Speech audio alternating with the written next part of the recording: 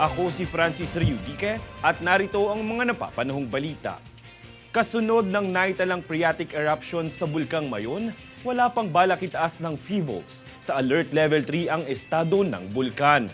Ayon kay PHIVOLCS Director Teresito Bacolcol, wala naman umanong naiulat na volcanic ash na umabot sa mga barangay na kalapit ng bulkan, na indikasyon na hindi pa kailangang itaas ang estado ng bulkan. Aniya, wala ring palatandaan ng posibleng magmatic eruption ang Bulkang Mayon.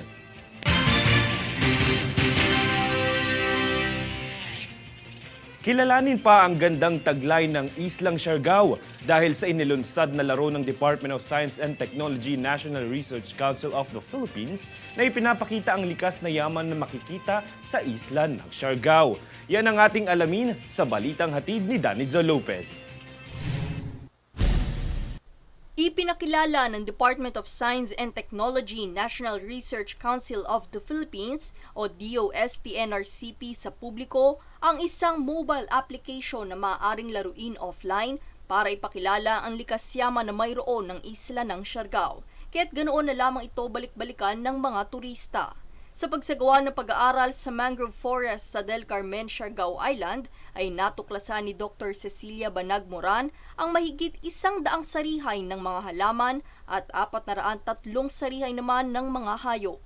Ang laro ay nagangalang Siargao Flora and Fauna Puzzle na may hawig sa larong Candy Crush, kung saan sa Siargao Journal ay matutuklasan ng manlalaro ang mga hayop at halaman na matatagpuan sa Siargao. Payag naman ni Surigao del Norte 1st District Representative Francisco C. Matugas II, ang larong ito ay ligtas gamitin ng mga bata dahil madadagdagan ang kanilang kaalaman sa kalikasan.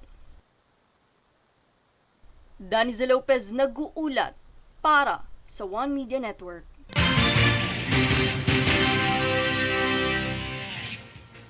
Sa gitna ng mga alegasyon ng pagtatangkaan na pag-hack, tiniyak ni Philippine Coast Guard o PCG spokesperson CG Rear Admiral Armando Balilo sa publiko na ligtas ang website ng ahensya. Ayon kay Admiral Balilo, agad silang nagpasimula ng investigasyon matapos ipaalam ng Department of Information and Communications Technology o DICT ang umano'y pagtatangkang pang-hack sa website. Samantala, inatasan naman ni PCG Commandant CG Admiral Ronnie Hilgavan ng Coast Guard Public Affairs na patuloy na makipagtulungan sa DICT at magsagawa ng iba yung pagbabantay.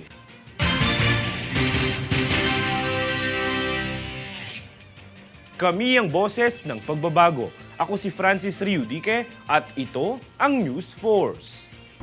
Para sa ulo ng mga balita, Bulkang Mayon nananatili sa Alert Level 2 status.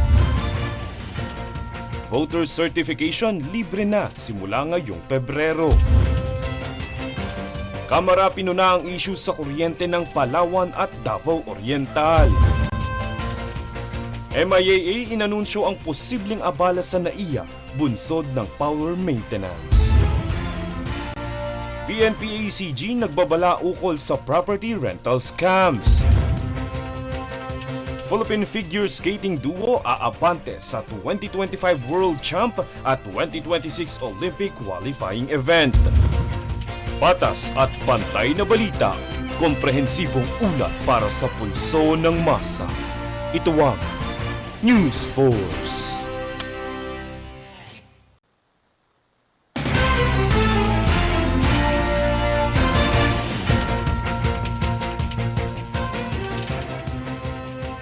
Ako si Francis Riudique at narito ang mga napapanahong balita. Inihayag ni Metropolitan Manila Development Authority o MMDA Chairman Atty. Don Artes na mahigpit na ipinagbabawal ang mga habal-habal, kaya't hindi dapat ito gamitin ng publiko bilang transportasyon. Ayon kay Artes, kabilang ito sa mga tinatawag na kolorum dahil sa hindi nito pagkakaroon ng prangkisa. Dagdag pa niya, ito'y para na rin sa kaligtasan ng mga bumabiyahe dahil sa panganib na dala nito.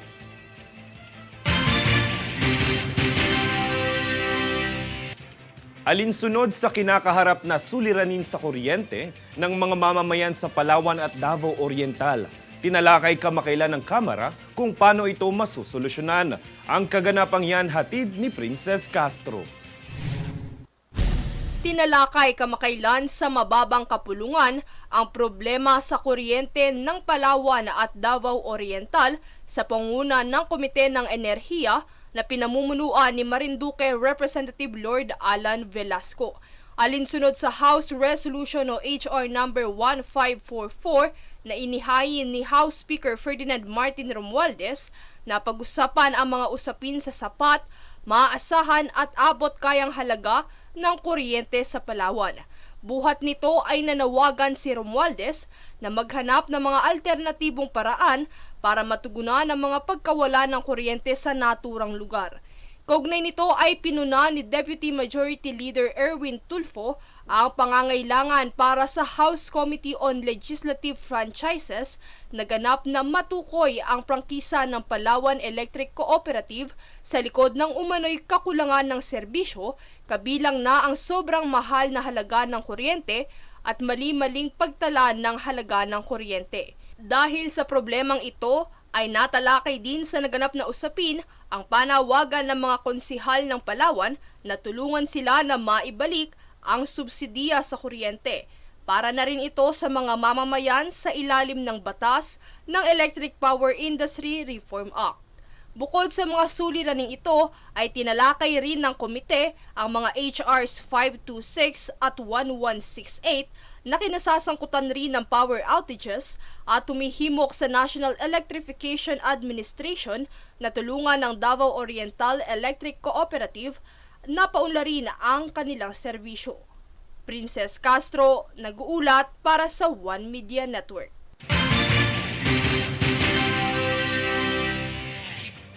Tinalakay ng Department of Agriculture kasama ang NDA o National Dairy Authority ang mga pamamaraan upang palakasin ang produksyon ng gatas sa bansa.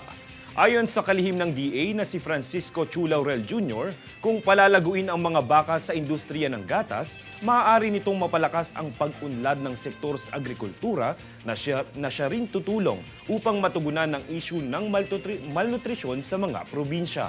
Sa makatuwid ang mga plano ng ahensya ang nakasentro sa pagpapalawak ng kalakalan nito, pagpapatayo ng mga pasilidad para sa paggawa ng gatas at pagsulong sa pagbili ng mga produktong gatas at dairy.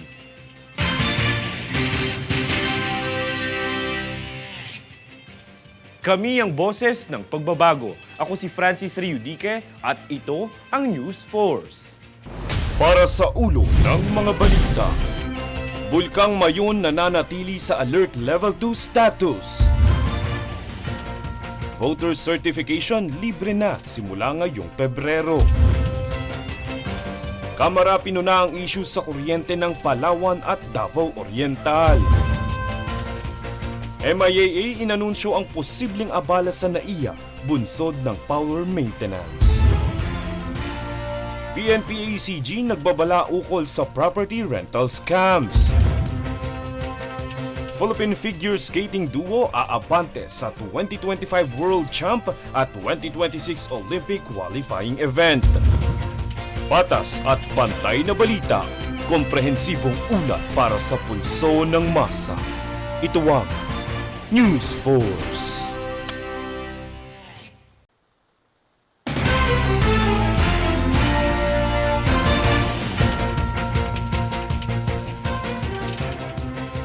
Ako si Francis Riudique at narito ang mga napapanahong balita. Nasa higit 200,000 pamilya na ang naapektuhan ng masungit na panahong dulot ng amihan at trough ng low pressure area sa Mindanao.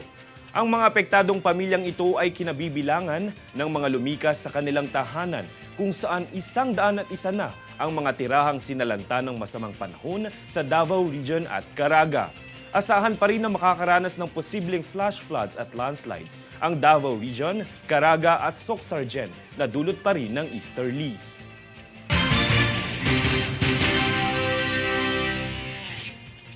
Paalala sa mga turistang nagnanais manatili sa Pilipinas, mangyaring i-check ang inyong visa dahil sa lugar ng Albay, arestado ang isang dayuhang overstaying sa bansa. Ang buong detalye sa ulat ni Jade Buhoy. Inaresto ng Bureau of Immigration o BI at Naval Forces Southern Luzon ang isang dayuhan sa Legazpi City, Albay matapos itong i-report sa salang overstaying. Ayon sa operatiba ng BI Regional Intelligence Operations Unit, ang dayuhan ay kinilala bilang si Benjamin Teron na inireklamo ng kanyang dating kinakasama kung saan si Teron ay umano'y gumagawa ng gulo sa kanilang lugar. Base naman sa pagsisiyasat, dito na pag-alaman na overstaying ang patakarang nilabag ni Teron dahil 3 taon nang nakalipas nung ma-expire ang kanyang visa magmula noong tumungo siya sa bansa ng taong 2018. Nagpaalala din ang Intelligence Division Chief ng BI na si Fortunato Manahan Jr. sa mga Pilipinong nagnanais kumupkop at itago ang mga dayuhang overstaying ay maaaring mapatawan ng kasong kaugnay sa paglabag ng Philippine Immigration Act. Jade Buhoy, nag-uulat para sa One Media Network.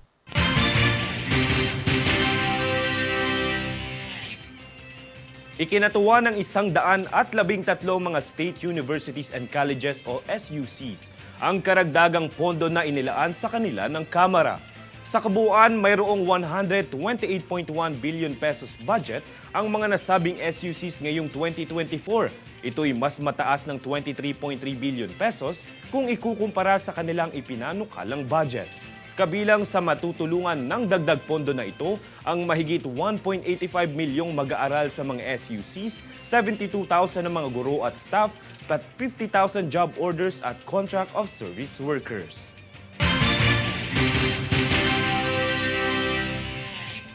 Kami ang boses ng pagbabago. Ako si Francis Riudique at ito ang News Force. Para sa ulo ng mga balita, Bulkang Mayon nananatili sa Alert Level 2 status. Voter certification libre na simula ngayong Pebrero. Kamara pinuna ang issue sa kuryente ng Palawan at Davao Oriental. MIAA inanunsyo ang posibleng abala sa NAIA, bunsod ng power maintenance. PNP-ACG nagbabala ukol sa property rental scams. Philippine figure skating duo aabante sa 2025 World Champ at 2026 Olympic qualifying event. Patas at pantay na balita, komprehensibong ulat para sa pulso ng masa. Ito ang News Force.